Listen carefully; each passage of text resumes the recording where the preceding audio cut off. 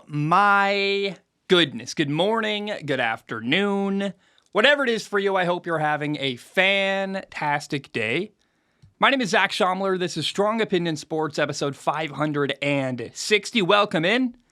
Got a little story to tell you guys. I was on my morning walk today. I go for a walk every morning by the canal. Trying to hit 6 miles every day. Trying to lose weight, doing the best I can, get active, get out of my apartment. I go for a walk every morning before work. And I'm on my walk this morning. I met a guy. I think his name was Lanoa. I'm not sure. I had headphones in. I tried to take him off, shake his hand. But he said hi. He said, hey, I'm a fan of the show. Are you Zach Schomler? It was really cool. And if you're out there, I don't know if I butchered your name or not, but man, it was good to meet you this morning. Thank you so much. That was so cool. And I don't know, man. Like that's exactly the perfect interaction. You say hi, you say I like your work, and you go separate ways. And that was meant a lot to me this morning. So Lanoa, if I'm butchering your name, I'm sorry, but it was cool to meet you this morning. Nice to shake your hand, and hope we're doing well. I want to mention something. It's a big deal in my community, among my friends in my neighborhood. The neighboring island is Maui, and one of our neighboring islands, Maui, had a massive fire. I don't know what to do. I'm not really sure how to help. I don't really have money to donate. I'm trying to survive myself, but I think the best thing I can do to help Lahaina is just to encourage you to go read about the wildfires in Maui. It's heartbreaking. It's devastating. I once got engaged in Maui. I went to Lahaina on that trip. Spent a lot of time there. I know Front Street very well. It's sad to see the pictures and hear of the death toll.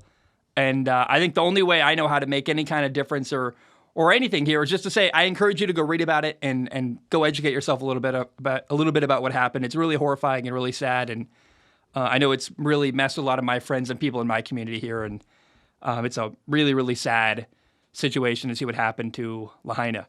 I've got a little correction to start the show today. 2 episodes ago, I was talking about the Denver Broncos, and I said that Greg Dulcich, their tight end, was just drafted. That was wrong. Let's correct the record. He was drafted 2 years ago. He's going into year 2. I mentioned like the Shrine Bowl. I was thinking of Jake Bobo out of UCLA, the receiver. Don't ask how I got them mixed up. I'm not really sure. I've got so many things going on in my head all the time. I have no idea. But I try to correct the record when I'm wrong on stuff and just, it takes a little bit of effort here. It takes humility. You admit when you're wrong. You say what happened. And I think it's weird that not all broadcasters do that. Did anyone hear what happened to Colin Cowherd? He did a segment where he was talking about quarterbacks that can't win a Super Bowl. And I love Colin. I grew up listening to him. I respect him a lot. But he included in that list Dwayne Haskins, quarterbacks who can't win a Super Bowl. Technically, that's not wrong. It's just really disrespectful because he's dead. And you're like, oh, dude. And I don't know if he's apologized or not. It doesn't sound like he has. That's such an easy correction to make and say, hey, yesterday on the show, we made a list. I had a name included I shouldn't have had. Just own it. It's not that hard. You just say, here's what happened. I was wrong. I messed up. I don't know why broadcasters try to like erase or pretend they never make mistakes or slip up. It happens. When you talk for hours into a microphone, you're going to say the wrong thing sometimes. It's part of the job. We're human beings, and it's weird to me that people ignore that kind of mistake and, throw it under the rug, pretend it never happened. It's like, no, you have to acknowledge it. It's so weird. We all know what happened. We're all thinking it. I read about that story and was like, man, that's the wrong approach to doing broadcasting. It drove me nuts. I wanted to mention it. Today, we're going to do predictions for the AFC and NFC East. They are really, really big divisions with really, really good football teams. But first, I want to talk about Hard Knocks Episode 1. It was the first episode with the New York Jets. You can skip this if you want. I really loved it. If you hate spoilers and you haven't watched it, I guess skip ahead. If you're not sure you're going to watch it or you have watched it, you want to hear about it, I'm going to talk about Hard Knocks. I think it was awesome. I really, really loved it. And if you want to skip ahead, you can. You either like Hard Knocks or you don't. But I think if you don't watch Hard Knocks, it's still interesting to listen to because there's good insight you get from the New York Jets and their football team by watching the show and hearing about it. So one thing that really stood out during Hard Knocks Episode 1 on Tuesday is that it was a ton of Aaron Rodgers. He was the main focus of the episode, and that surprised me, actually. I didn't know if he was going to be in the show very much. I'm like, maybe is he going to dodge the camera, not participate? I could see it going either way.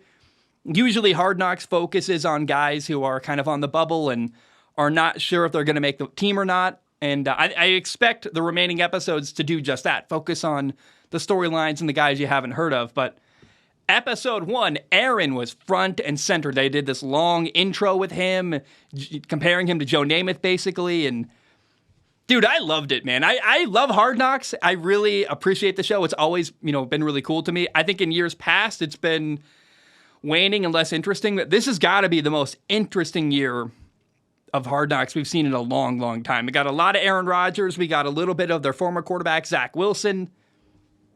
And it really makes me wish I wish we'd gotten Hard Knocks when Tom Brady went to Tampa, because it'd be so cool to have the ability to compare and have an inside look at Tom Brady going into Tampa and comparing the two situations. We're not going to be able to do that, but I see so many parallels between Tom Brady going to Tampa and Aaron Rodgers going to New York. This, veteran quarterback, he's kind of a legend amongst his teammates, and, literally, like, he gets treated like a celebrity. There's a moment where McCole Hardman is a bit starstruck, talking about how, I watched you when I was a kid. I can't wait to tell my kid when he grows up I played with you. And I don't know, man. It's interesting. That would be, for me, a tough position to be in, where you're kind of, I don't know. I hope I would handle that kind of celebrity, especially it's different if you're just a celebrity, but he's also a teammate. Like, he's theoretically on the same plane as all his other teammates. He's one of the New York Jets, but he's not. He's above them. It's a different level. It's so interesting to me. And I wouldn't want that level of fame or attention.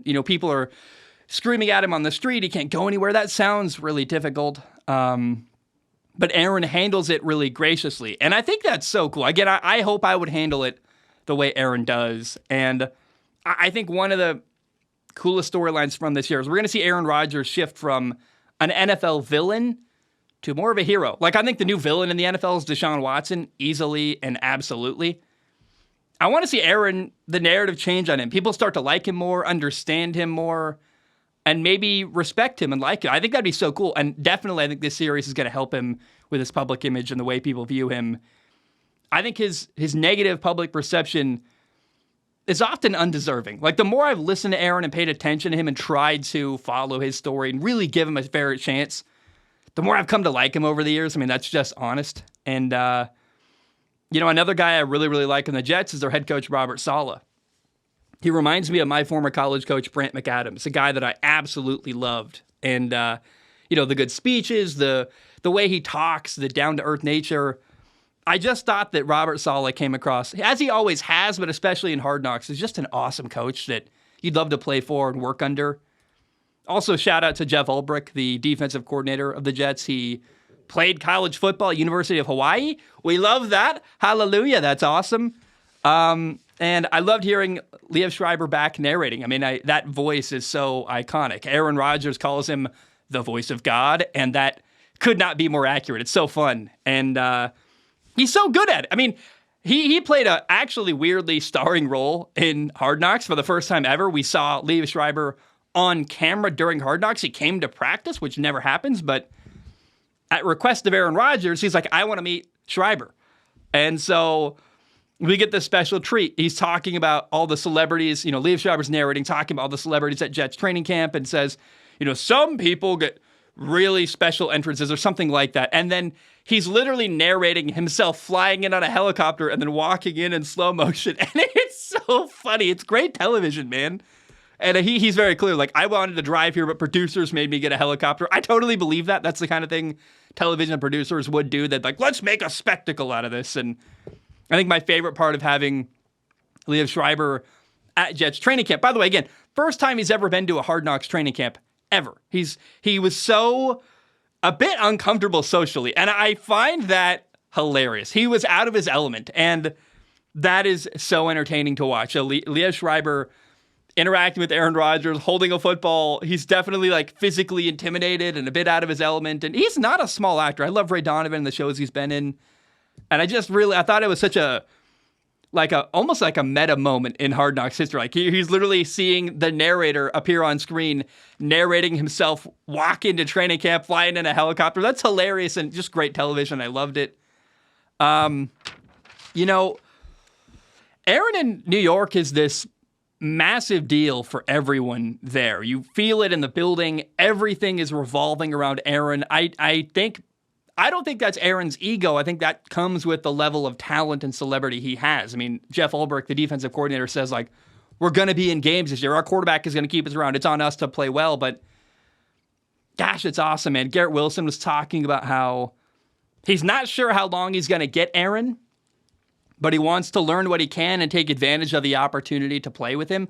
That's such an interesting perspective. People are viewing playing with Aaron as an opportunity, as kind of like going to like an apprenticeship or college for quarterbacks or college for whatever position you play. Because Aaron is both the starting quarterback, but also kind of a coach and really influencing and helping all the younger guys. But compared to Aaron, who's 39, everyone's a younger guy compared to him. So he's just like this.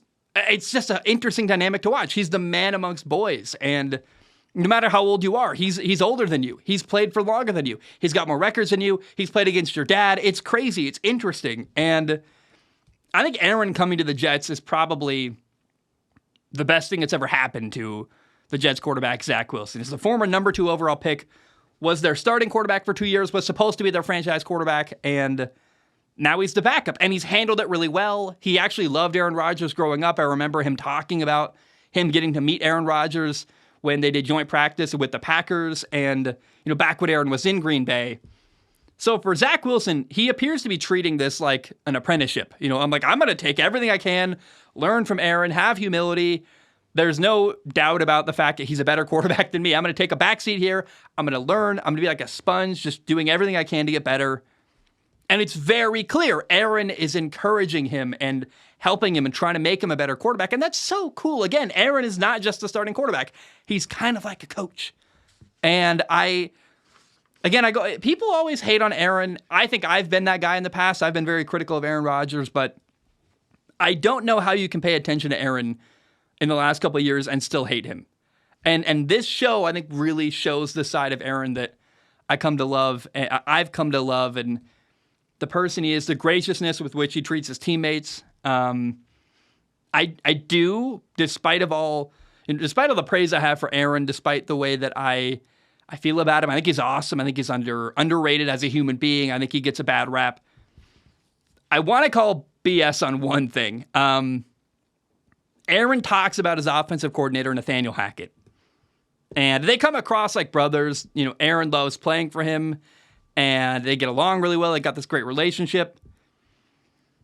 But here's what I want to call BS on. If you love Nathaniel Hackett so much, then how come you didn't demand a trade to go to Denver last year? Why didn't you go play for him when he was a head coach in Denver? You know what I mean? There's a story there. I don't know what it is. Maybe it's all just a conspiracy theory and, the Packers were unwilling to trade him.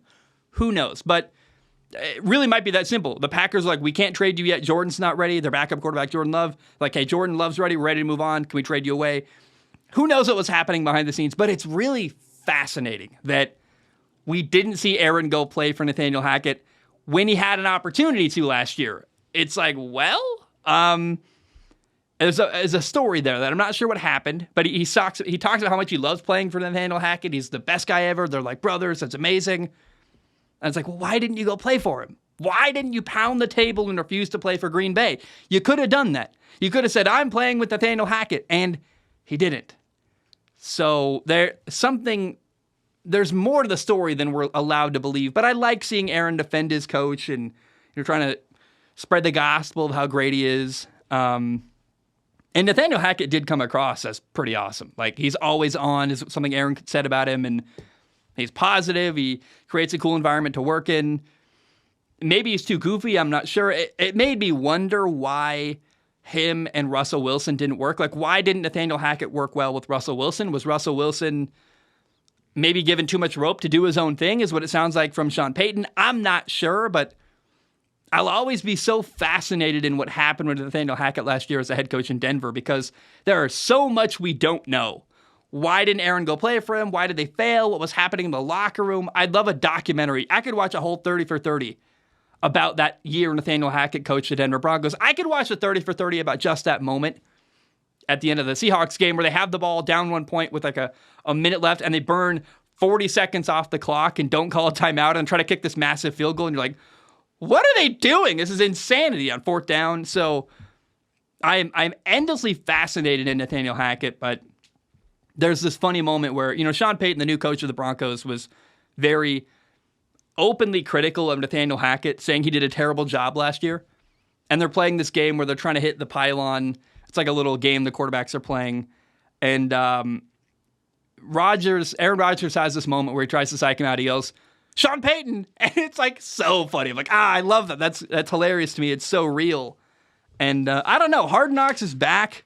It was fantastic. It's an inside look at Aaron Rodgers. I felt very self-aware that the Hard Knocks producers and creators understand what they had. They're like, hey, we can't not talk about Aaron for like an entire episode. He's too big a deal. And I thought they did him justice. A lot of people don't want to get Hard Knocks. Aaron actually, they have him in the show saying, I think it's overblown. It's a bit of a misnomer. I don't know, man. If Aaron can use this opportunity to propel himself forward and become more of a hero than a villain and raise the way he's viewed publicly, it's very possible that over time, the way Hard Knocks is viewed could change. As instead of a thing that's negative, more of an opportunity. We saw the TV show Quarterback on Netflix make Kirk Cousins into like a lovable hero. Instead of this, he was more of a lovable loser. Now he's a guy that you root for. And you really got to know Kirk Cousins behind the scenes. We knew who Patrick Mahomes was. Marcus Mariota didn't really move the needle, but Kirk Cousins really stole the show in that, docuseries Quarterback on Netflix. And I think a similar thing could happen with Aaron Rodgers. And I think more and more we're going to see that I think media might be allowed in more places and given more access because people have less to be afraid of, I think, than ever before. Like, hey, actually, if you do it right, it can really help you and make you look good. And so I would like to see more access given more freely to the media within reason. Like, you're not going to let them into every closed door, but I could see a world where the entire view of Hard Knocks, this horrible distraction, no one wants it, I could see that shifting over time where people go, the right coach with the right savvy could say, nah, let's bring it in. Let's, Dan Campbell, I thought, was a hero when he was on Hard Knocks, like really, really winning people over and showing how awesome he was. And so I think that Hard Knocks, the show Quarterback, all this stuff going on in the media, it could really shift the way people view cameras following them all the time. And instead of this negative, horrifying thing, it could actually be like an opportunity to market yourself and show off who you are. And if you're authentic and have nothing to hide anyway, like, I think you can only win. So maybe that's wishful thinking, but I would really like to see a world where, more people are given more access and more stories are told on the world of sports that can reveal people. Because you don't have to attack people and tear people down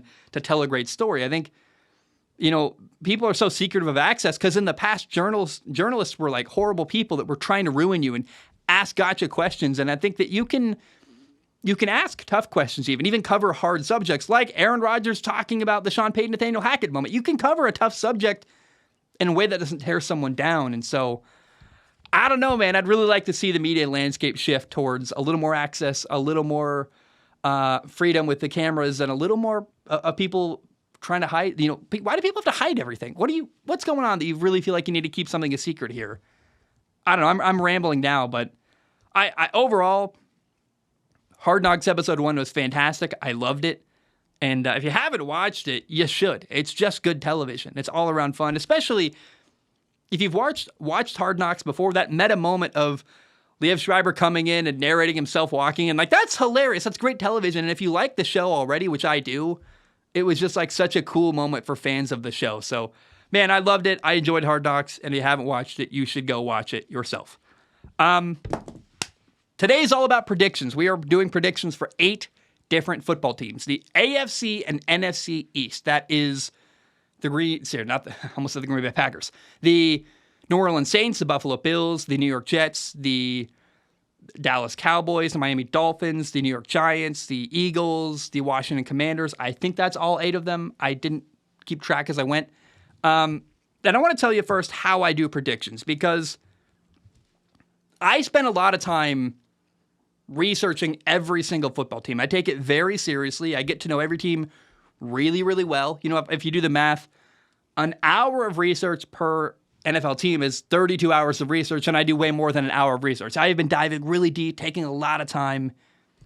And once I get to know every team really well, then I go through all 272 NFL regular season games, and there's only 272 wins to go around. You have to. Every win for one team is a loss for another. If one division is really good and has a lot of teams winning a lot of games, you can't have other divisions winning a ton of games too. There's only so many wins to go around. And so I go through each game, make picks as I go through the year, and then at the end I count up every team's record. And then I double check, I make sure it all adds up to 272, but I really, really make sure that there's only so many wins to go around. And as I go through, sometimes it's kind of a sobering process because you count up the results and you start to realize how every team's year is going to go. And you're like, oh, that's horrifying. I didn't realize how good or bad this team was going to do. And one team for me was the 49ers. I'm still not sure. So what I'm going to do, I do round one this week. Then the first week of September, I'm going to revisit my predictions and say, do I still feel great about them? What's happened? Players have gotten hurt. We've learned more in training camp. We've seen this guy play or that guy play, or I've just sat on it longer and listened to feedback.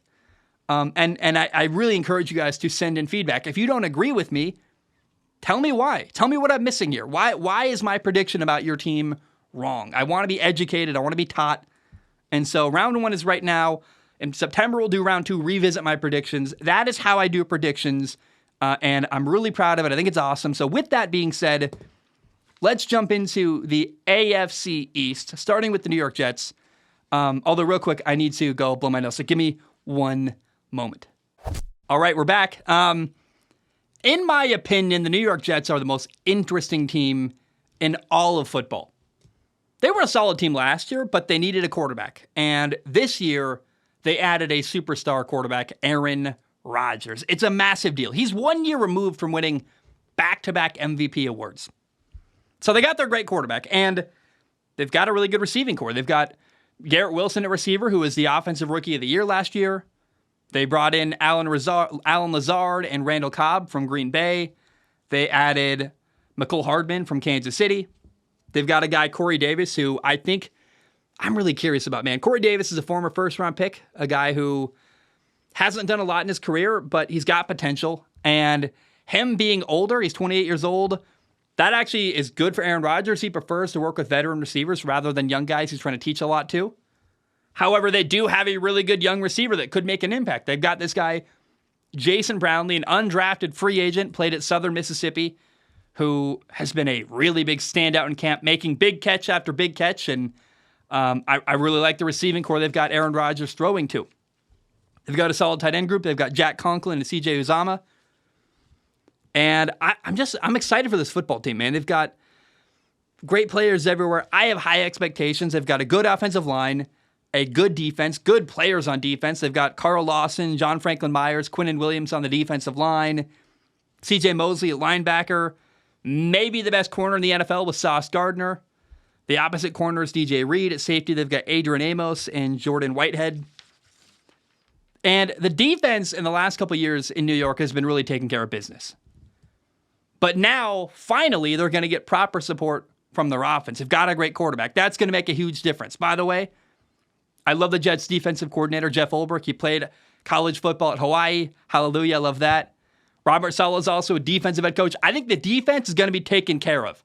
It's the offense you have questions about. And over the years, they've been building a really good roster by drafting really well and making good moves here and there.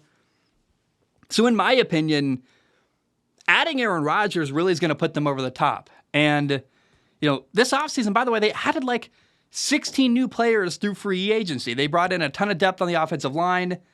They've got a new starting center, Connor McGovern. That's worth mentioning. So the Jets went from a good roster without a quarterback to a great roster, in my opinion, with a really good quarterback. Like at the very minimum, Aaron Rodgers is at least going to be a top 10 quarterback. I think he's going to be better than that. He might be 39 years old, but he's not slowing down. He doesn't look way worse. And this Jets team is going to be a totally different team than you've seen in years past. They've got a good defense. They've got a great quarterback. We got two good running backs, a 1-2 punch at running back, Breece Hall and Michael Carter. Breece Hall is coming back from a torn ACL. It's going to be a little while, I think, till he plays and is at full speed, but keep an eye on that. I talked about depth on the offensive line. They drafted a center, Joe Tippmann, out of Wisconsin. I really like him. So I have the Jets going 11-6 this year. I think that would mean they just barely missed the playoffs, partially because the way I have things set up, I have the AFC North just dominating and looking like a great, fantastic division this year, with two teams going, 12-5, one team going 13-4. It's borderline, though. I mean, the Jets are right there. They could very easily become a playoff team. I'm not saying my predictions have everything right. But even if they miss the playoffs, I think regardless, this year is a year where they're setting up for the second year with Aaron Rodgers, being able to make a really deep Super Bowl run in 2024.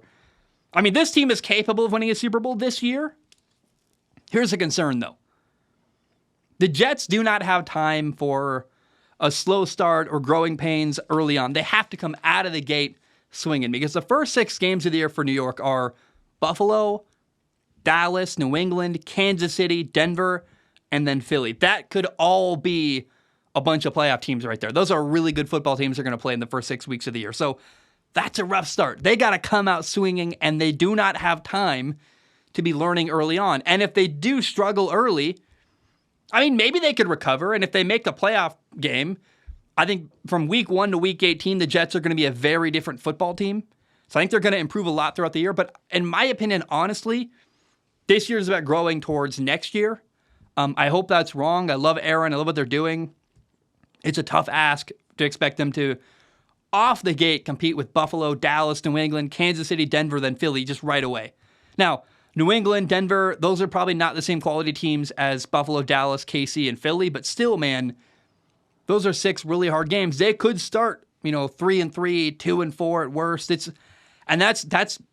on the optimistic side. So they're going to have a tough start, I believe, although I hope I'm wrong, man. I'd love to see week 1, the Jets go out and just dominate Buffalo and shut up. Their fan base is so loud and annoying. It'd be really fun to watch the Jets just dominate Buffalo week 1 and be like, how's that going? Your domination over the AFC. So that would be funny to me. But I worry that's wishful thinking rather than rational thought process. I think Buffalo probably wins week 1. Dallas, that's a tough game. KC, in 4 games, are the Jets going to be ready to compete with Kansas City, Buffalo, Dallas? That's a really tough ask. And I know that Tom Brady won a Super Bowl in year 1 with Tampa. It's not impossible for Aaron Rodgers to win a Super Bowl this year with the Jets, but he's talked a lot about playing for years. I think he understands it's a year of growth towards next year, honestly. And Tom Brady with Tampa was in a bad division with bad football teams around him. Aaron doesn't have that. He's got the Patriots, Bill Belichick. The Dolphins are really good. The Bills are some of the class and best teams of the AFC. I guess what I'm saying is they're the class of the AFC. The top 3 teams in the AFC have recently been Buffalo, KC, and Cincinnati. So to expect the Jets immediately to compete with Buffalo and take them down, that's a tough ask. And, the Jets have a new quarterback, a new offensive system, a lot of new players. It's just going to take time, I believe, for them to get going. That's why I have them going 11-6 this year. It's no disrespect.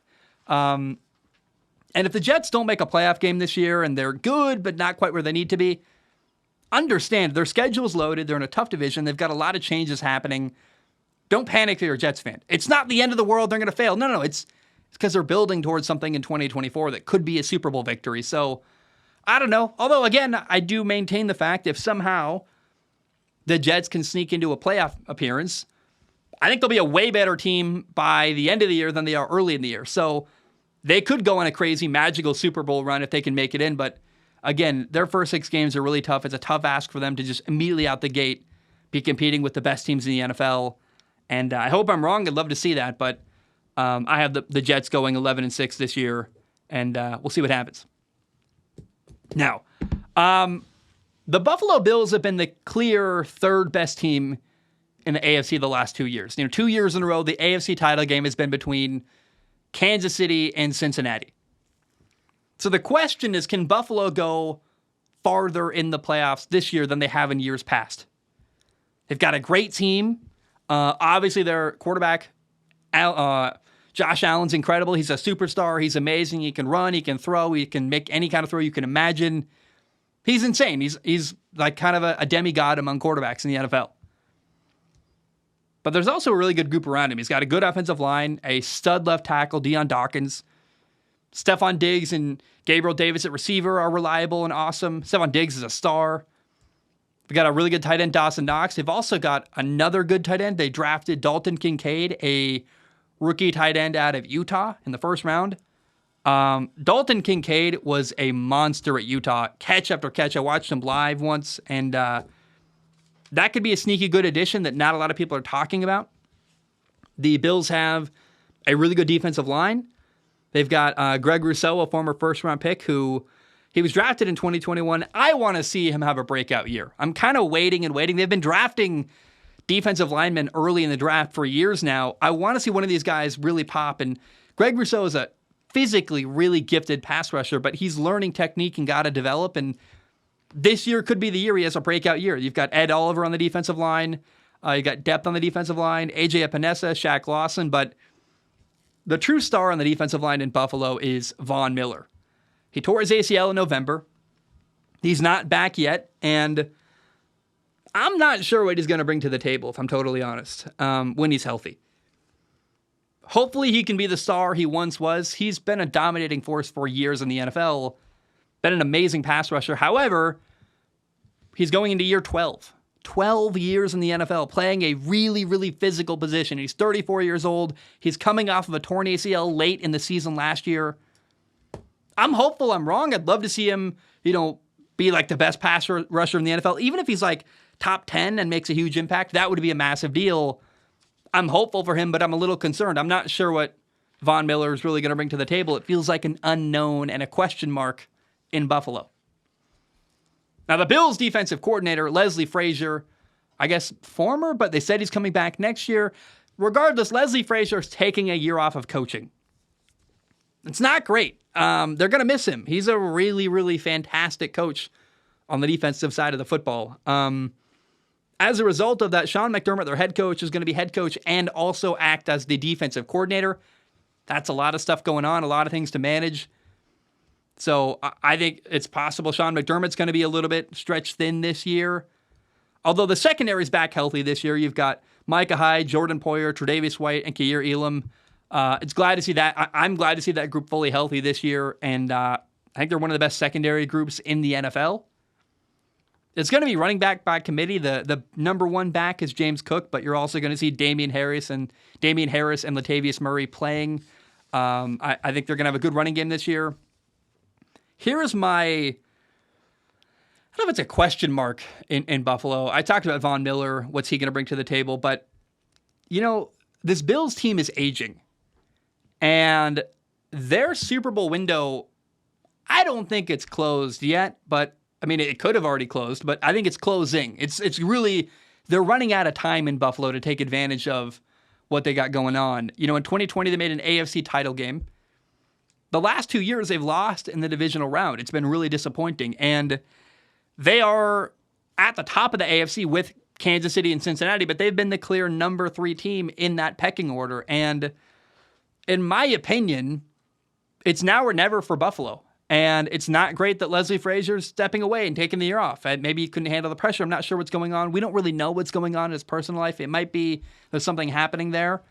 But reality is that, and this might be controversial, but the AFC East is getting better and better. The division around Buffalo is getting better. I think that, the Patriots got a real offensive coordinator. It's year 1 with him, so I think year 2 with Mac Jones and Bill O'Brien is going to be even better next fall. Miami's got a great defensive coordinator finally. I think Tua is going to be fully healthy.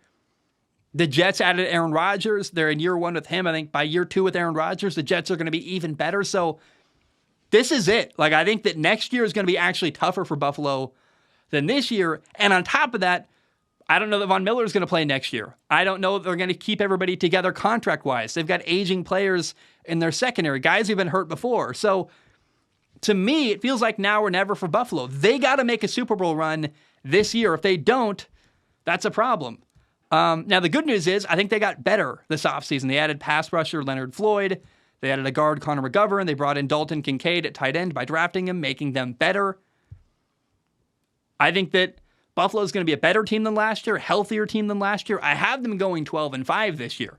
12 wins, 5 losses, but I mean, you also have to acknowledge that it's not really fair to criticize what happened in Buffalo too harshly last year. They literally had a player, Damar Hamlin, die on the field, then get revived. That would throw off any football team's season. I mean, it's really hard to hold against them with injuries, with the Damar Hamlin situation would just be jarring mentally and hard to recover from emotionally. So I think Buffalo's going to be a better football team this year, a little bit better, but in a tough division. They're going to get challenged. They're going to go 12-5 this year, in my opinion. And, it's worth saying the last 9 games of the year for Buffalo are absolutely insane. It starts week 9. They play at Cincinnati. They play Cincinnati, then Denver, the Jets, at Philly, at Kansas City, Dallas, the Chargers, Pittsburgh, and then Miami. Bang, bang, bang, bang. That's a lot of really tough games all in a row. It's a gauntlet. And so I have Buffalo going 12-5 this year, and it's frankly now or never. I think, again, your window is closing quickly on the group of guys you got together. I think eventually you're going to have to reload and rebuild stuff a little bit. So, man, it's going to be a really tough road for Buffalo this year. They've got a shot at a Super Bowl, but it is not going to be easy. They're going to be challenged by the Jets. They're going to be challenged by Miami. Their last 9 games are absolutely insane. I encourage you to look it up and see it for your own eyes on paper. You're going to go, it's a lot of really good football teams all back-to-back with no breaks in a row. So we'll see. I'm hopeful for the Bills. I have them going 12-5, but that big question is, can they go farther? Can they be more than just the number 3 team in the AFC? And unfortunately, they're at risk of being worse than that. Again, I think the Browns are better. I think the Ravens are better. The Jets are better. The Dolphins are better. The Patriots are better. The Steelers are better. It goes on and on. Denver's better. They're going to get challenged even more in the AFC. And so the window's it's closing fast in Buffalo. There's better teams around them in the AFC. They have to take advantage of what's going on this year and maybe make a Super Bowl push, because if it's not now, I think it's never. Or at least, let's be clear, it's not for a while, because they're going to have to rebuild, I think, after this year, and we'll see what goes down in Buffalo. All right, the Miami Dolphins made a couple really, really good moves this offseason. First of all, they added a new defensive coordinator, Vic Fangio. I love this move. He's a huge hire. He's a veteran coach. He's been in the NFL for a long time. It's great for their young coach, Mike McDaniel. He's been a head coach before. Vic Fangio has no interest in being a head coach ever again. I think he's happy that Mike McDaniel can run the offense, he can run the defense, and I think they might be a pair together for quite a while, actually. I feel really good about this marriage between head coach and defensive coordinator. One guy running the offense, one guy running the defense. It's going to be really cool to see what happens in Miami. Now, they traded for corner Jalen Ramsey, and man, he tore his meniscus. He got hurt in camp. He had knee surgery now. The timeline for Jalen Ramsey to come back is December, but who knows what he's going to return and look like when he comes back. I mean, will he be able to play at the level he did before? It feels all up in the air. He could come back by the end of the year, but that's a really tough loss. I was excited for the Dolphins adding Jalen Ramsey. Them not having him is rough, but then it's even worse when you realize they replaced him with Eli Apple, a guy who has very famously gotten burned quite a number of times in big games when he played in Cincinnati. So we'll see what happens. That's definitely a big downgrade to go from Jalen Ramsey to Eli Apple. But I do feel great about the defensive coordinator in Miami and what they got going on coaching-wise. Then there was a really quiet move.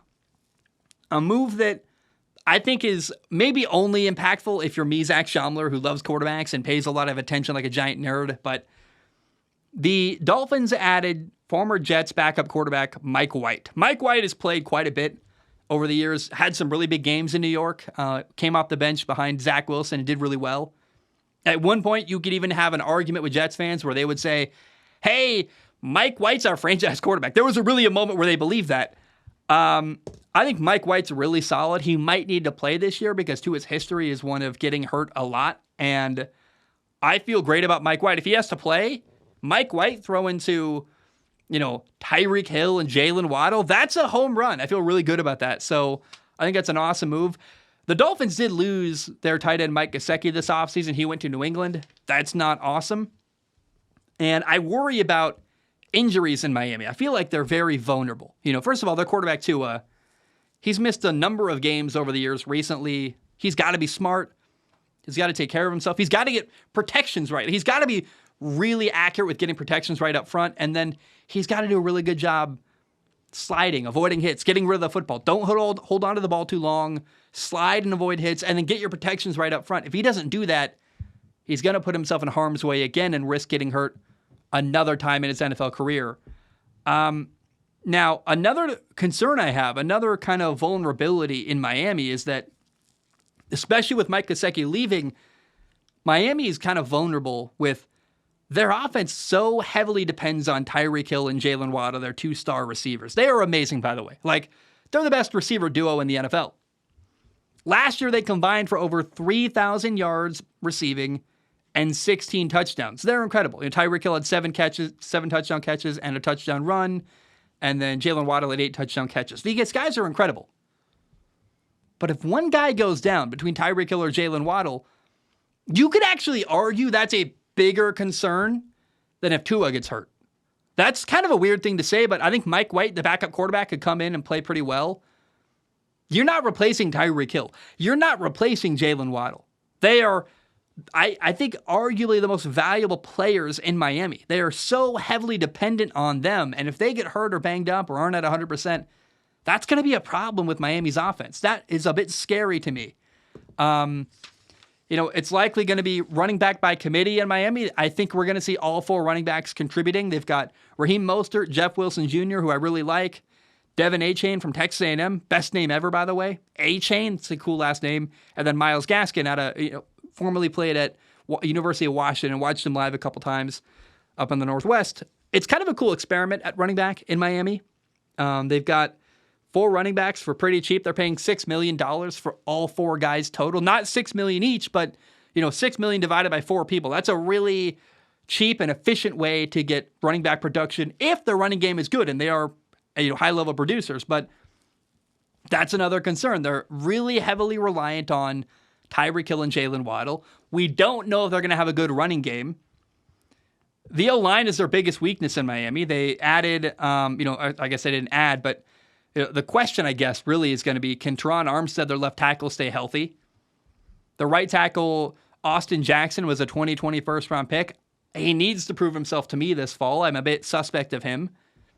And I'm not sure how their struggles on the offensive line could impact their ability to run the football. So there's a lot of question marks going on in Miami in the offensive side of the football. They're loaded at receiver, though, and that's going to help their offensive line, I think, because you can have great matchups outside. You're going to win a lot of matchups and get the ball quickly out of Tua's hands. You've got, on top of Jalen Waddle and Tyreek Hill, they also have Braxton Berrios, Cedric Wilson, River Craycraft, the guy formerly known as Robbie Anderson. His real name now is Chosen Anderson, which I hate that I even said that out loud.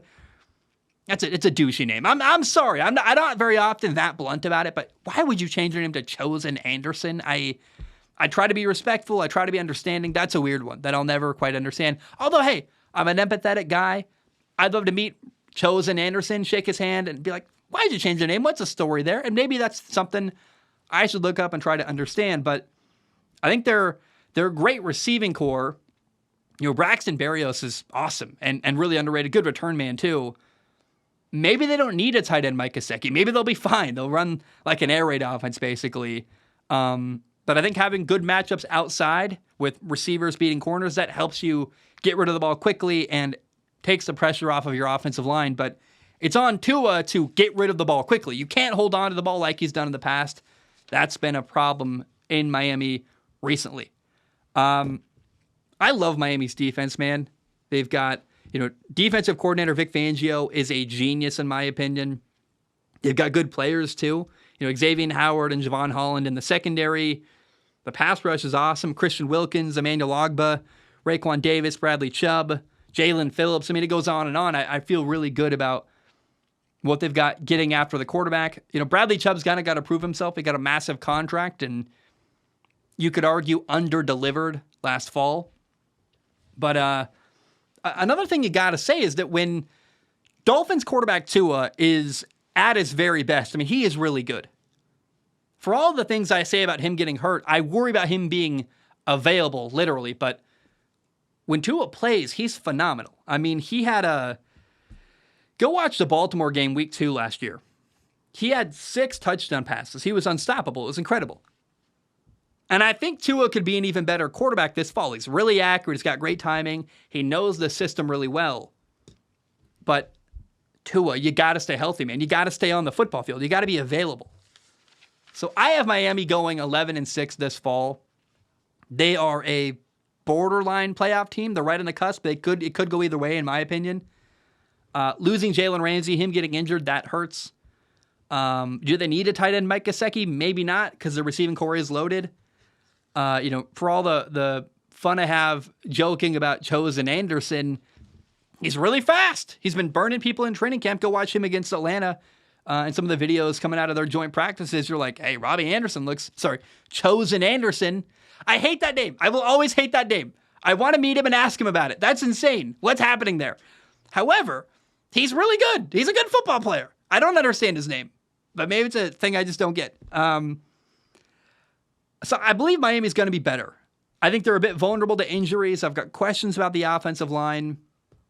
I'm worried Tua's not going to stay healthy, but one thing I like about Miami, I think once the Jets get going, the Jets are a better, more complete football team than Miami's going to be. Like on paper, measuring it, if it was Madden, the Jets are a better team than the Dolphins. However, the Jets have way more changes going on. A new offensive system, a lot of new players. I think Miami's going to come out of the gate stronger than the Jets. And so I think week 18, the Jets are a better football team than Miami, but it may not matter if the Jets can't get going early on. So I have Miami going 11-6. The AFC East is absolutely loaded. And it's going to be very interesting, man. What's going to happen in that division? Who's going to come out on top? I don't know. Frankly, I think all 4 teams in the AFC East have a shot. But Miami's not a team to count out. They're a borderline playoff team. But that's why I have them going 11-6 this fall. Now, one more team in the AFC East. The biggest move the New England Patriots made this offseason was adding a real offensive coordinator. Finally, they brought in Bill O'Brien. Again, a guy who's not a defensive coach masquerading, calling plays on the offensive side of the football. I'm not really sure what happened with Matt Patricia last year, why Bill Belichick decided to make Matt Patricia their play caller. I have a lot of respect and reverence for Bill Belichick, although he lost a little bit of my faith last year with that move, because next time Bill Belichick does something crazy, I'm not going to go and automatically assume he knows what he's doing, because I thought last year, I was like, it's pretty out there, but whatever, I'll trust Bill Belichick, and it didn't work. And so he lost some of the goodwill I think Bill Belichick had. I think it kind of put Bill Belichick in a tough position where, weirdly enough, he's got to prove himself. I'm not sure the Patriots would ever fire him, but I want to see them win and do well. And I think he's got a really long rope and a long leash in New England, but certainly, I want to see Bill Belichick and the Patriots do well and prove themselves this year. He's a great defensive coach, but he's got to have a good offense, and I think Bill O'Brien's going to help them do that. And I know that Bill O'Brien was a kind of a suspect head coach and decision maker. Trading away DeAndre Hopkins was a weird move. He did a lot of weird stuff when he was a head coach of the Houston Texans, but the reality is, like it or not, Bill O'Brien is a really good offensive coordinator. He knows the game. I've seen both Bill and Bill O'Brien, Belichick and O'Brien. I've seen them both coach live and in person up front, 20 feet away from me. And I really like their approach. I like how they do stuff. I think they're great coaches that are going to pair well together, as they've done in the past. And the Patriots gave their young quarterback, Mac Jones, a couple of interesting weapons to throw to. They brought in receiver Juju Smith-Schuster. They added tight end Mike Gesicki. That's a big deal. I think the Patriots probably have the best tight end duo in football. They've got Hunter Henry and then now Mike Gesicki. That's awesome. And I would ask you if you know anything about the 2011 New England Patriots football team, because if you don't know anything about that team, Bill O'Brien was the offensive coordinator back in 2011. And he had 2 really good stud tight ends, Aaron Hernandez and Rob Gronkowski. Now, the name Aaron Hernandez comes with a lot of baggage. There is bad history, and if you want to look up what happened and how he died in prison, it's kind of a messy situation. But regardless of history, there, In 2011, Aaron Hernandez had 900 yards receiving and 7 touchdowns. And then their other tight end, Rob Gronkowski, local legend, hero, Hall of Fame tight end, had 1,300 yards and 17 touchdown catches. So they were just this incredible, dynamic duo at tight end under the same offensive coordinator the Patriots once again have now with Bill O'Brien. I'm not sure that Mike Gesicki and Hunter Henry are going to duplicate that, but I can sure hope for that. And hearing about, Patriots training camp with some of my friends there, doesn't sound like that's a huge approach of theirs. Again, wishful thinking for Zach, though. I can imagine and pray that they have this amazing tight end dynamic duo. And I think that, the Patriots' biggest weakness is at receiver. They've got Juju Smith-Schuster. They've got Kendrick Bourne and Devontae Parker, some solid receivers doing some good stuff. But I think having two good tight ends could really pick up the slack there. For any lack of great receivers out wide, I think tight ends could prove to be a huge thing for Mac Jones. Now, I am worried long-term about the offensive line, particularly about the tackles, because Trent Brown and Riley Reiff are guys that do not have contracts after this year. Who's going to be their left tackle and right tackle next year? I have no idea. Riley Reiff is 35 years old. What's the plan there, right tackle? I have no idea. And Trent Brown is 30, but he's been limited in camp. That could be because he's actually hurt or because he's a veteran, has the right to take it a little bit easy. We're not really sure there. But I have some questions on the Patriots' offensive side of the football. I would love to see Mac Jones, their young quarterback, in his first year with Bill O'Brien, throw for like 35 touchdowns and look like Peyton Manning. That would be amazing. But Peyton Manning had Marvin Harrison and Reggie Wayne. They don't really have that in New England. Juju's good. He's a good slot receiver. And they've got 2 tight ends, but how far can that take you? I'm not sure. We're certainly going to find out. They've got a good running game. I feel good about that. And I absolutely love the Patriots defense, man. They're full of really smart football players. It's, Boston is known as this area with all these colleges and smart people, but it's funny how their football team in Boston really mirrors that image because they run a really complex, really creative scheme that demands your players to be really smart, know exactly where they're going to be all the time. They got to be disciplined. They're well coached. It's a fun defense to watch, and they were one of the best last year in the NFL. And on top of that, they were a really good defense last year, and they only lost one starter. Devin McCourty retired. Other than that, man, this is the same group of people. It's going to be awesome. And so I expect this Patriots team to be really tough to beat. I have them going 10-7 this year. Yeah, that is in the AFC East. That would be, I'm predicting all 4 AFC East teams are going to win more than 10 games. That might be insane. We'll see who the loser is, but that's how much respect I have for adding Bill O'Brien, respect for Bill Belichick. I think the AFC East is loaded. They're either the East in the AFC or the AFC North is the best division in all of football. And it might be weird to say this, but they might be the worst team in their division, the Patriots, and they might be a great football team and the worst team in the AFC East. I mean, if the Patriots were in the NFC North competing with Green Bay or Minnesota, or they were in the AFC South or NFC South against Tampa or Houston and Jacksonville, the Patriots would be easily favorites to win their division, in my opinion. They're a good football team. And that might not matter. They might still come out at the bottom of their division simply because of how great the teams around them are. But, man, I don't expect the Patriots to make a playoff game or win their division. If either happened to me, it would be a really big surprise, although I'm not rooting against that. It'd be cool to see. And I love Bill Belichick, man. I respect him a ton. There's a reason he's won 6 Super Bowls. He's an amazing coach who gets the best out of his players, and he's a genius when it comes to coaching defenses. But that being said, it's still kind of a building year for the Patriots. They're going to be better than last year. And I think this team reminds me a lot of the early Patriots dynasty where they had this great defense and they won with amazing coaching, doing all the little stuff really well, team cohesion.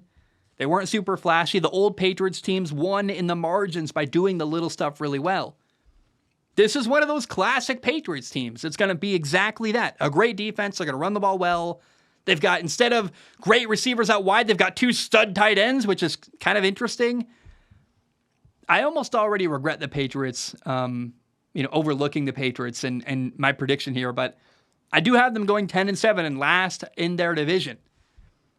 Although I could see them very much exceeding their expectations, and that comes from my respect for Bill Belichick and Bill O'Brien, a great offensive mind and a great defensive mind in the NFL, the 2 Bills. And if Aaron Rodgers or Tua or Josh Allen gets hurt, the Patriots could take advantage of that and maybe make a push into the playoffs and leapfrog another team in their division and slip into a playoff game.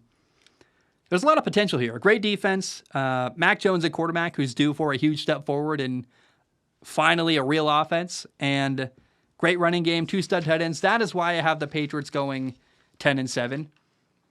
And I think this team could win the way old Patriots teams have. It's going to be kind of boring. And that's okay. But Mac Jones, their quarterback, has a lot to prove.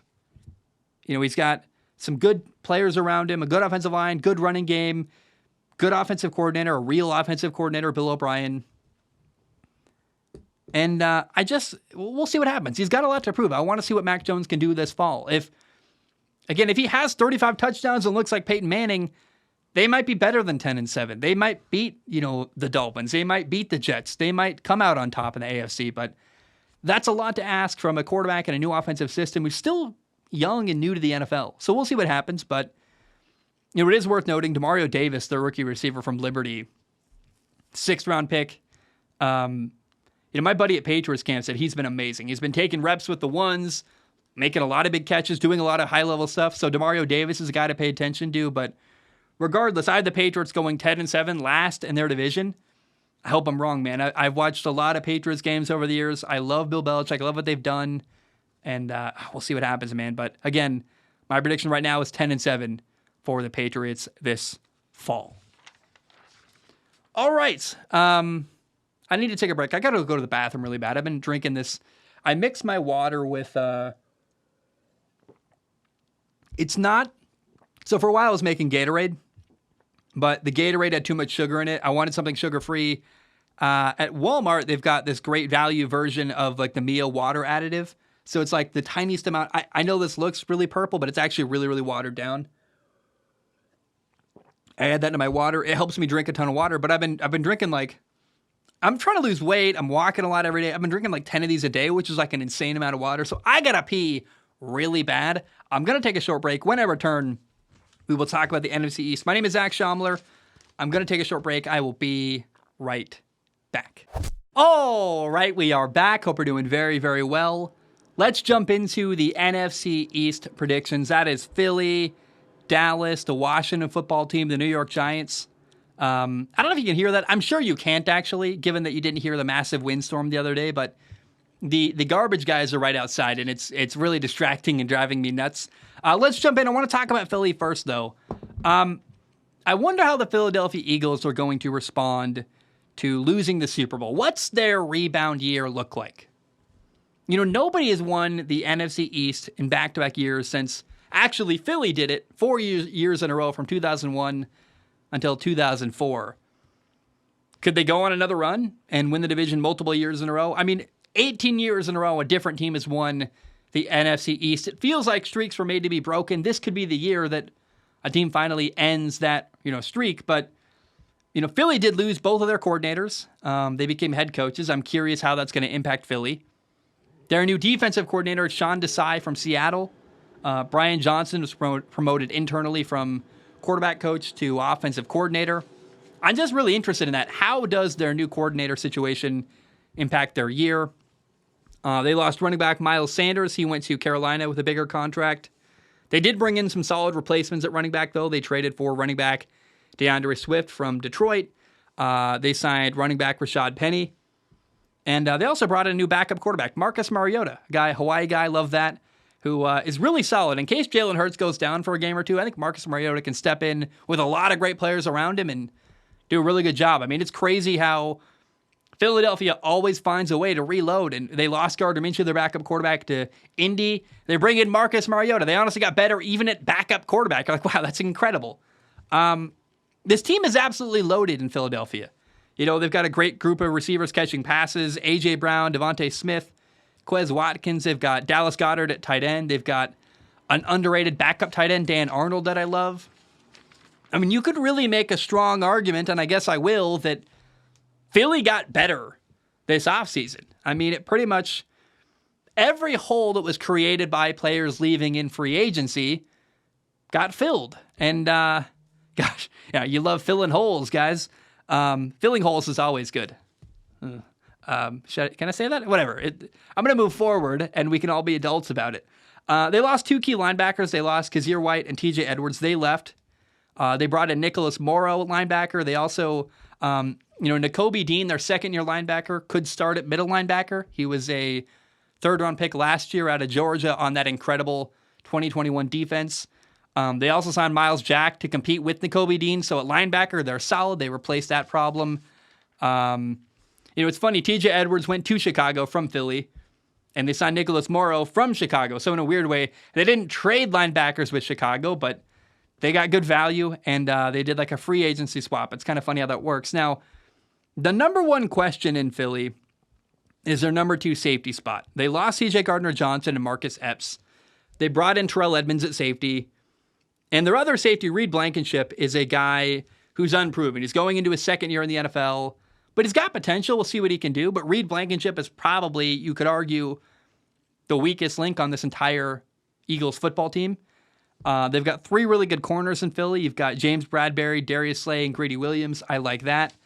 Defensive tackle, Javon Hargrave left to San Francisco. That was a problem until they responded by drafting defensive tackle Jalen Carter, number 9 overall, out of Georgia. That's an incredible move, man. You get another really good defensive tackle on a rookie contract. You can pay him less money. It's amazing how they just always find a way to reload every year in Philly. I mean, there's a reason why they're viewed as the team with the best GM in all of football. It's pretty incredible what they do year in and year out. Now, Philly has a really good offensive line.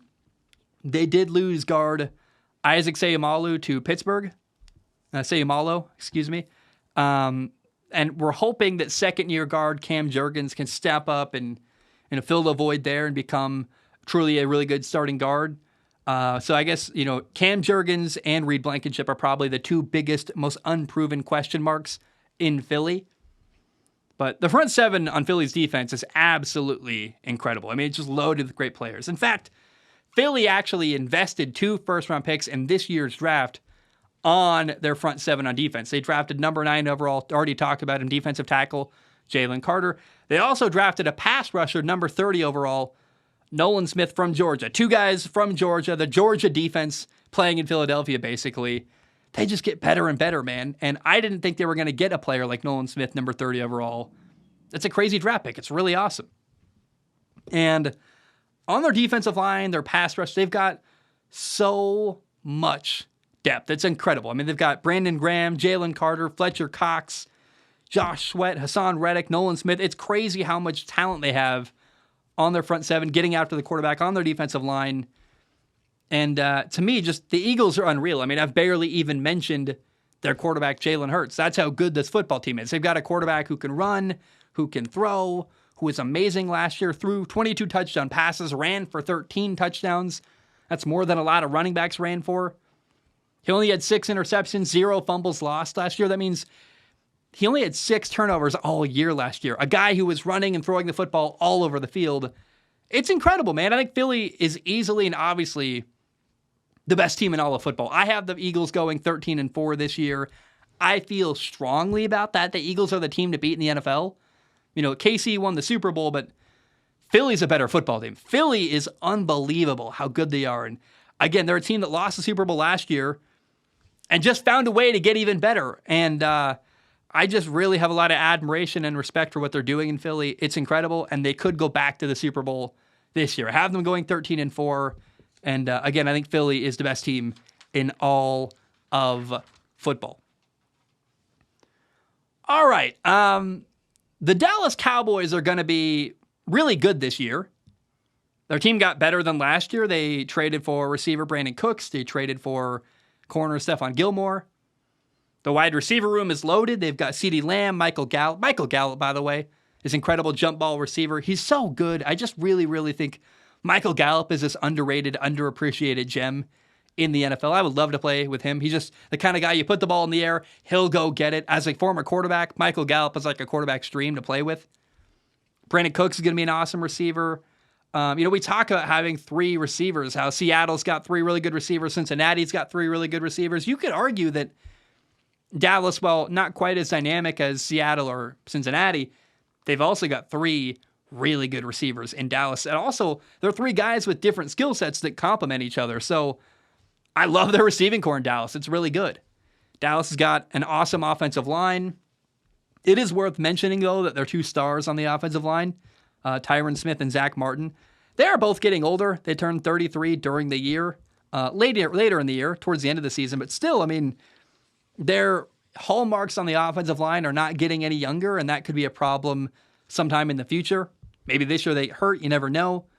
The defense in Dallas is really, really good. I mean, their front 7 is terrifying. You've got DeMarcus Lawrence, Osa Odigizua, guy who I played in high school with, Micah Parsons, Leighton Vander Esch. They drafted defensive tackle Mozzie Smith in the first round this year. I would not want to play against the Dallas Cowboys if I was a quarterback. Like, playing the Dallas Cowboys is just not fun. The couple teams I wouldn't want to play, the 49ers, Philly, and Dallas are the teams that come to mind that as a quarterback, you're going to get hit a lot. It's going to be miserable. I remember watching Dallas dominate Kirk Cousins and the Vikings like 40-3 last year, feeling horrified. Like, as a former quarterback, like, no way. I would not, under any circumstance, want to play quarterback against the Dallas Cowboys. Obviously, like, it's kind of a joke. You have to man up in the NFL, but my goodness, man, they are physical. And not only will the defensive line kill you, but they've got really good corners out wide. They've got Trevon Diggs, and now the 2019 Defensive Player of the Year, Stephon Gilmore, who you can criticize Stephon Gilmore and say, well, he's getting old. He's 32 years old. And I understand that. That's fair. However, he's playing with a great pass rush. Guys like DeMarcus Lawrence are going to be knocking the quarterback on his back. And so a great pass rush really helps your corners. And I just think that, man, as a defense, like, Dallas is so loaded, man. To have great corners like that, paired with a really good pass rush getting after quarterbacks, I mean, I'm telling you, like, if you're an opposing quarterback, you're going to have a miserable time playing Dallas. And because of their defense and the players they have, it's just going to really help them hang around other teams and do a lot of damage. And they're going to win because of the players I just said, because of their defensive line and because of Trevon Diggs and Stephon Gilmore. They're going to have a win or 2 extra because of how great those players are and the players they're going to make this year. Now, I talked about how I'm worried about players like Tyron Smith, their left tackle in Dallas, getting older.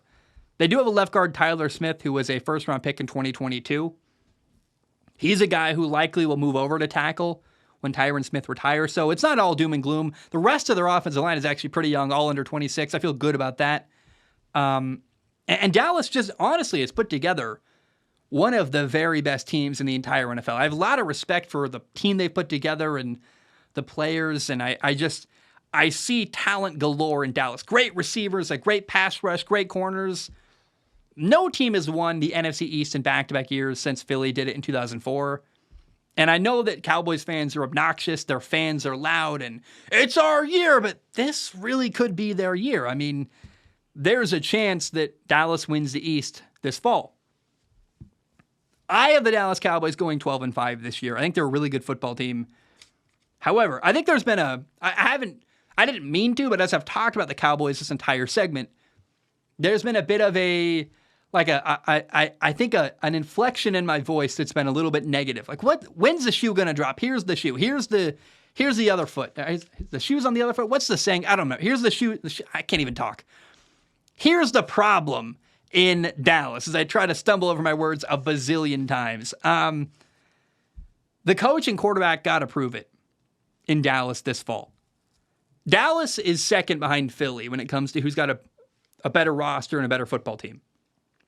And as you look around the NFC East, just in their division alone, the Cowboys don't have the best coach or the best quarterback in their division. I am skeptical of their head coach, Mike McCarthy. I'm skeptical of their quarterback, Dak Prescott. I mean, I would rather have both Nick Sirianni in Philly or Brian Daboll in New York over Mike McCarthy. In fact, I'm really sad. The Cowboys have so much talent. Can you imagine if they hired a coach like Brian Daboll, what they could do? It's so frustrating because I think they're going to get held back by their coach once again. Jalen Hurts has been to the playoffs 2 years in his entire NFL career. And in 2 years, Jalen Hurts has 2 playoff wins and it's been to a Super Bowl. Jalen Hurts wins big football games. Last year, Dak Prescott had 15 interceptions in just 12 games. And he's only been to the playoffs, a total of 4 times, double what Jalen Hurts has done. And yet, Dak Prescott has 2 playoff wins in those 4 years. It's really, really frustrating. So, Jalen Hurts is a better quarterback than Dak Prescott. The Cowboys aren't the best coach in their division. And how many times have we watched the Dallas Cowboys put a really good football team around Dak Prescott? And how many times have we seen Dak Prescott not do enough to win in the playoffs? I mean, it's really frustrating. I have watched Mike McCarthy get outcoached over and over and over again. And I'm like, at what point are we going to learn? And I blame all of this on their owner, Jerry Jones, the guy making decisions who, let's be clear, I have reverence and respect for him. He's built an incredible football team. Like, their defense is loaded. Their offensive line is really good. Tony Pollard is awesome. Their running back. Their receiver room is great. I mean, they've built a great football team, but they missed at the most important positions in football, coaching quarterback. And it's just frustrating because I think there's potential to win a Super Bowl in Dallas. And if they don't, it's on the owner, Jerry Jones, for hiring the wrong coach and committing to a quarterback who's got a low ceiling. We'll see. I would love to be wrong. I don't hate Dallas. I want to see them win a Super Bowl this year. That'd be awesome. I want to see Stephon Gilmore do that. That'd be really cool. Brandon Cooks, that guy's got to win a Super Bowl, man. It'd be awesome. I respect the talent in Dallas, but I'm skeptical of their coach and their quarterback. Again, Dak, 12 games last year, 15 interceptions. That's not great. Now, they did fire their offensive coordinator who got hired. Kellen Moore got hired in LA with the Chargers.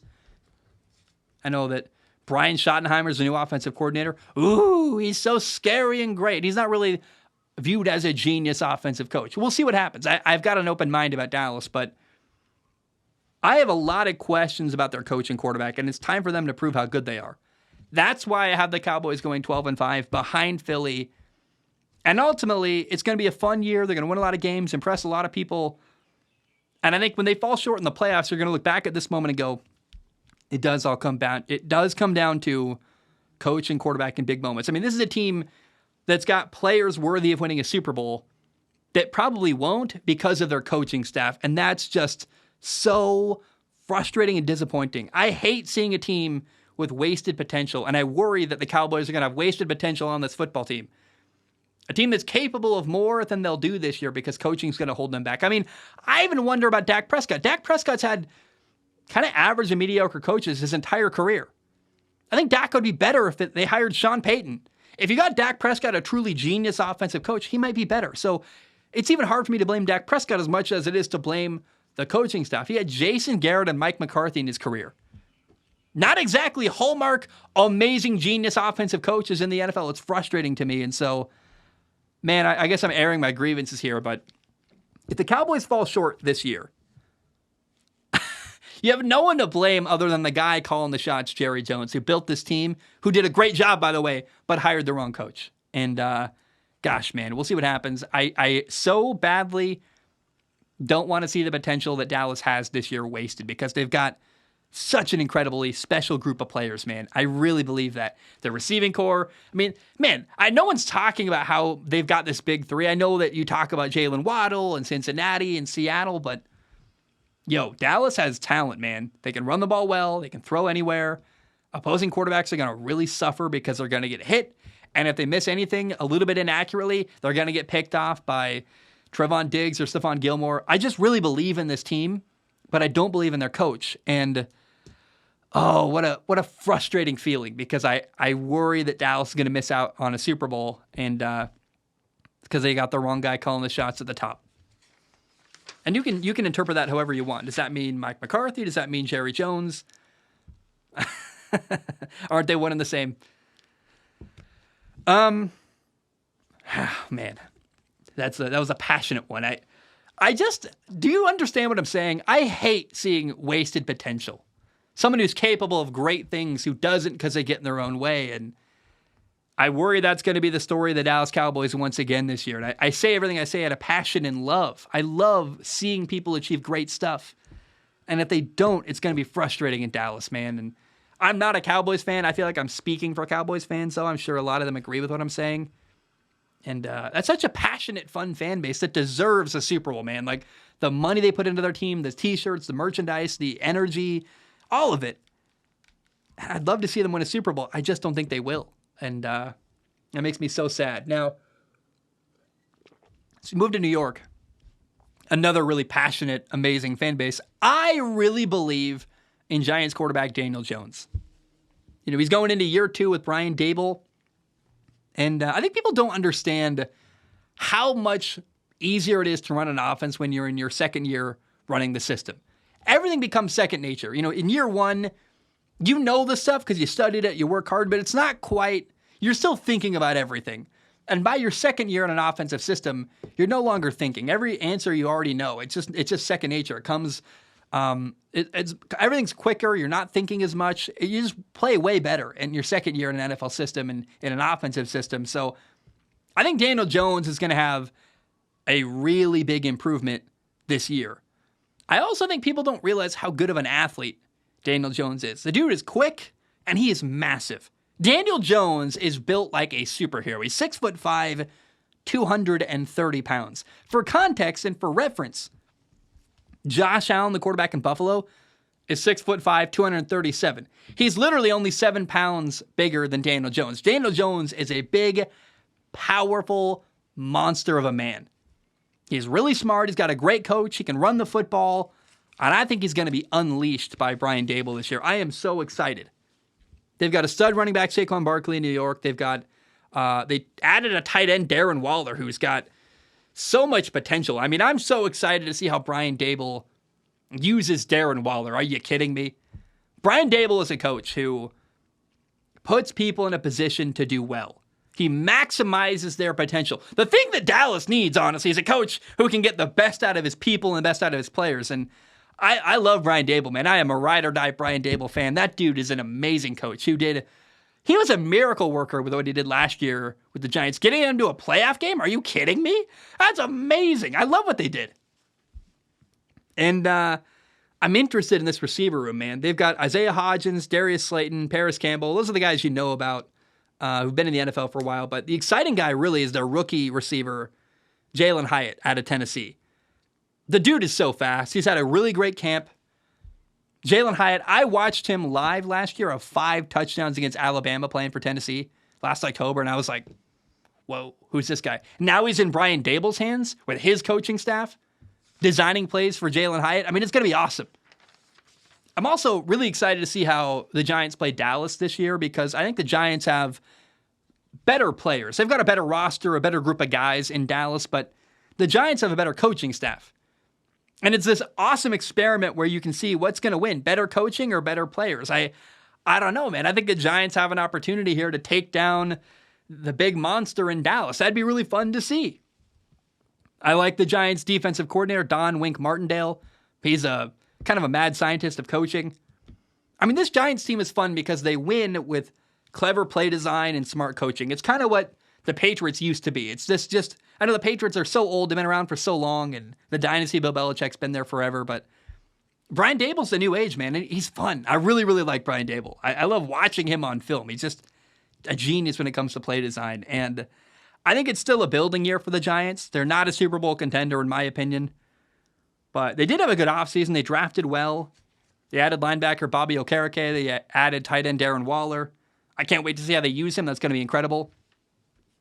And there is a lot of pressure on their former, 2022 number 5 overall pick, top 5 pick last year in the draft, Kayvon Thibodeau.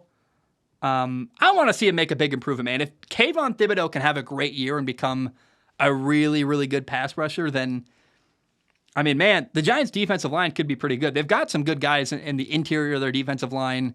Kayvon Thibodeau, though, that's the question mark. And can he become like a Michael Strahan-level pass rusher? I'm not sure, but he's physically gifted, and I would love to see him develop into something special in New York. There's a reason they drafted him top 5. Corner's a concern. This is kind of a rough criticism because criticizing a guy simply because he's a rookie is pretty unfair. But, Deonte Banks, their number 24 overall pick, will likely be starting week 1 at corner. And I think in time he could become a great player. He's got a lot of potential, but you have to acknowledge that early on, the first 6 games of the year, the Giants play Dallas, Seattle, Miami, the 49ers, Buffalo. Like, great receiving core after great receiving core. Dallas is loaded.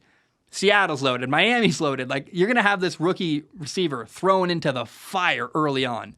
And I think that could hurt the Giants early in their year. But if you're a Giants fan, please do not attack Deonte Banks. He's a rookie being asked to guard Tyreek Hill in the first 6 games of his entire NFL career, being asked to guard DK Metcalf, being asked to guard CeeDee Lamb, Michael Gallup. I mean, that's really tough. And I hope that Giants fans can recognize and be able to see that what he is in the first 6 weeks of the year is not quite what it'll be all year. And by the end of the year, if you can see development, that's a good, positive thing. And please don't blame early struggles for Deonte Banks on him and then say, and never open your mind to the fact that he might become a better player, capable of more down the road. Now, here's the bad news. I had the Giants going 8-9 this year, 8 wins, 9 losses. That would be a worse record than they had last year. Last year, they went 9-7-1. I think it's very possible the Giants are a much better team this year, even though they're going to have a worse record. I know that's weird. To be better as a football team, you're capable of more, you're a better team, but you lose more games. I know that's kind of weird to hear, but it's because their schedule is loaded with great teams, and they're a team that's still in transition. They really overachieved last year, in my opinion. And I just want people to be patient with what they're doing in New York. With Brian Daboll, he's building something. Even if they win fewer games this year, they could be a better football team. Brian Daboll is building something in New York. I really believe in him. I believe in what they're doing. I believe in Daniel Jones, man.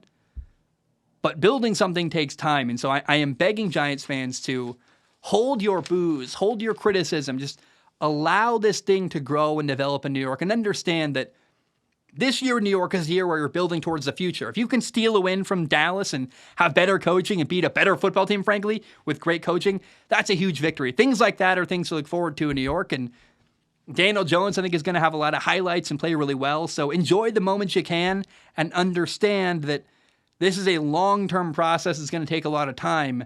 And if the Giants on paper step back in the wins and losses column this year, relax, take a deep breath, because where they're headed is a direction I really believe in. All right. Washington, man. By far, the most interesting storyline in Washington this year with the Commanders is, I know they've got a new owner, Josh Harris. That's cool and interesting. But to me, the most interesting story is their offensive coordinator, Eric Bieniemy. He's trying to prove himself. And I'm not sure it's going to work. I really don't know. I mean, the guy's interviewed like 17 times to become a head coach, and there's already a lot of consternation and frustration with his coaching style in Washington. It's wild, man. It's a fun experiment where I'm not sure what's going to happen, and there's nothing more beautiful than when you're not sure how something's going to work out. Now, in Kansas City, he was the offensive coordinator last year, and for a couple of years, they won 2 Super Bowls, actually, while he was there. And Eric Bieniemy never got the credit for their success on offense. The credit always went to Andy Reid, the head coach, and Patrick Mahomes, the quarterback. Eric Bieniemy's got a shot this year with an unproven second-year quarterback, former fifth-round pick Sam Howell. That's going to be their starting quarterback. Sam Howell, a guy who is not a top 5 pick, a guy who kind of came out of nowhere, who's unexpected and got a lot to prove. And it's kind of a cool roll of the dice, because if Sam Howell can come out and look like a superstar or play at a high level and win a lot of games, then Eric Bieniemy is going to look like a genius, man. I mean, what a way to bet on yourself. If you can turn this guy, a former 5th-round quarterback, into a starter that's playing at a high level, you're going to look like a great offensive coordinator.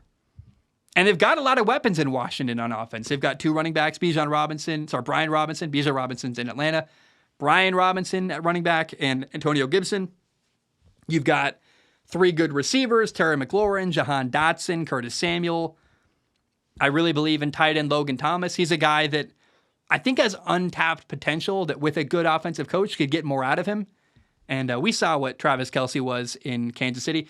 By the way, Travis Kelce is a former quarterback. Played quarterback at Cincinnati, switched to tight end. Logan Thomas is a former quarterback. There's a lot of weird parallels. I'm not saying Logan Thomas is going to become Travis Kelce. However, if you're going to have a coach turn a former quarterback into a really good tight end, who better than Eric Bieniemy, the guy who worked with Travis Kelce for years? I mean, there is potential here in Washington. I'm not sure it's going to work, but it's really fascinating. And the offensive line is still a work in progress in Washington. It's a work in progress, but I think it's going to be better. They added a new right tackle, Andrew Wiley. They added Nick Gates at center. I mean, they're doing things to improve on the offensive line in Washington. It will be better than it was last year. And Washington last year had one of the better defenses in the entire NFL. And they did that without their 2020 number 2 overall pick, Chase Young, playing. I mean, Chase Young only played in 3 games last year. So I want to see what Chase Young can do this fall. Can he come back, play at a high level, maybe have his best year of his career so far? And another thing that's kind of interesting in Washington, they drafted a corner, Emmanuel Forbes, number 16 overall. He's likely going to be a day 1 starter. A lot of people were skeptical of the pick and criticized the pick and said they overdrafted him and overvalued what he can do. I think we got to give Emmanuel Forbes a chance. Let's see what that guy can do. He was known in college for getting a lot of pick sixes. He played in the SEC at a really high level. And, I mean, it's weird how people outside of Washington are saying that Emmanuel Forbes, terrible draft pick, writing him off as horrible. Give the guy a chance, and let's see how he develops over year 1. If week 1 to week 18 he's a better player and he develops and turns into a good starter, that's a great year. I'm not expecting him week 1 to be the best corner in the NFL, but if he can progress into a good player, that's a win to me. That's a good draft pick. And again, I don't think Washington, as I throw my pen, I don't think Washington is in competition for a Super Bowl this year. It's about developing their young guys. It's about seeing what Eric Bieniemy can do. How can Sam Howell play? Is he the quarterback of the future? Can he play at a high level? Developing Emmanuel Forbes, having Chase Young ball out and have a great year. Those are the things to look forward to in Washington. Now, they do have a tough schedule, man. They're in a loaded division, the NFC East, which has Dallas, the Giants, Philly. I mean, some of the best teams in football. I have Washington going 7-10, and that's actually a good year, I think. If they can look good on offense and win 7 games, that's actually like a solid year to me. I'm really, really fascinated how Eric Bieniemy and Sam Howell are going to do. It's the science experiment that I want to see how it plays out. I'm not sure how it's going to work. I think that one thing that's pretty damning for Eric Bieniemy is that Kansas City is going to be totally fine without Eric Bieniemy. And that could be telling me. What does that say about you? If you leave a situation and they don't even skip a beat without you, I mean, how great of a coach were you? How much of an impact did you really have? That's not great. And there's players complaining about Eric Bieniemy. I think that's ridiculous. There are players saying he coaches too hard. He's too tough on us. Like, no, he's trying to push you to be better, but it sounds like there's a disconnect between the way he's coaching the players and the way it's being perceived by the players. So maybe that's a people skills problem. I'm not sure. Either way, I'm rooting for these guys. I'm rooting for Washington. I'm rooting for Bieniemy. I'm rooting for Sam Howell. It'd be so cool to see them do well. I'm not sure they will, but I have Washington going 7-10 this year, middle of the year season.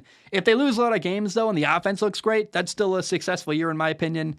They've got a good defense, though. And so if they've got a good defense, the question and all the pressure goes on Bieniemy and the quarterback, the offensive side of the football. So, man, it's going to be fascinating. I'm not sure it's going to work, but I'm going to pay a lot of close attention and have a lot of fun watching the Commanders this fall. Guys, wow, we did it. Hallelujah. Hope you have a great day. I'll see you tomorrow for the AFC and NFC South. I have a lot of work to do to prepare that episode. I got to go. But in the meantime, enjoy the show. Have a great day. I'll see you tomorrow. And thanks for listening. Bam. Oh, hey, that guy, Lenoa. I don't know what your name was, honestly. I had headphones in. I kind of took one off, but I don't. You might have said, it's Noah. Like, for all I know. I don't know what your name was. But, dude, it was cool to meet you, man. Like, how that happens occasionally where someone comes up, and I love when they're chill. I love when they just shake my hand, and they're like, I love what you do, and they take off. And what a cool moment this morning. If you're listening right now, that made my day. It was pretty fun. So anyway, have a good day. Love you guys. Take care. And bam, we are done.